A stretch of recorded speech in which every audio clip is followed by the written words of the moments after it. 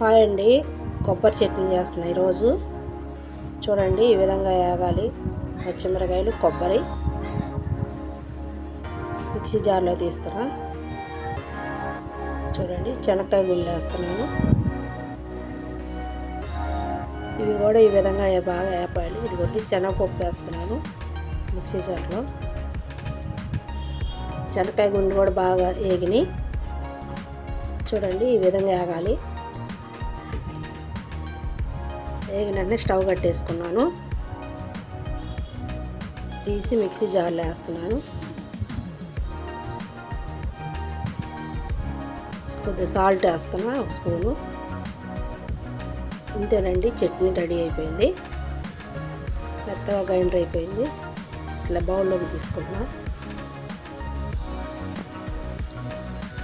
చట్నీ తాలింపు వేస్తున్నాను.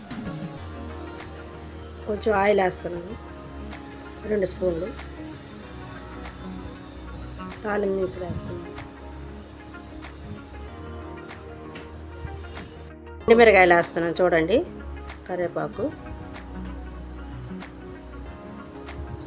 బాగా ఏకనిచ్చాలి. చట్నీ చాలా బాగుంటుంది. ఈ విధంగా వేపుకుందాం. వేగిపోయింది చూడండి. గ్యాస్ ఆపేసాను. చట్నీ తాలింపు రెడీ అయిపోయింది. చాలా బాగుంటుందండి చట్నీ, కొబ్బరి చట్నీ. ఎండుమిర్చి అన్నీ వేసాను. చూడండి, ఎంత బాగుంటుందంటే అంత బాగుంటుంది. సూపర్గా వచ్చింది.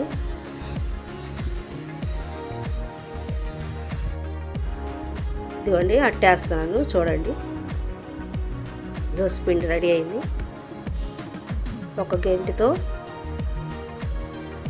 దోశ పలసంగా వచ్చేలాగా వేస్తున్నా. చూడండి, ఎంత పెద్దది వేస్తున్నట్టు.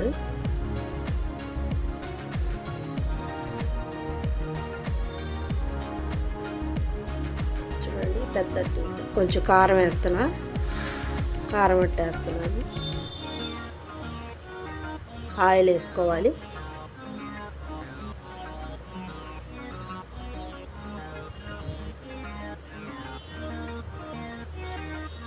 చూడండి, బాగా వచ్చిందట్టు. చట్నీ వేస్తున్నా.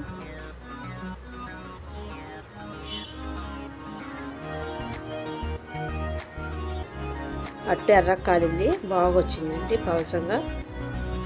తిన్నట్లయితే తినొచ్చండి. ఈ విధంగా ఉంటే సూపర్గా వచ్చిందండి. మీరు కూడా ఇట్లా చేసుకోండి. బాయ్ అండి.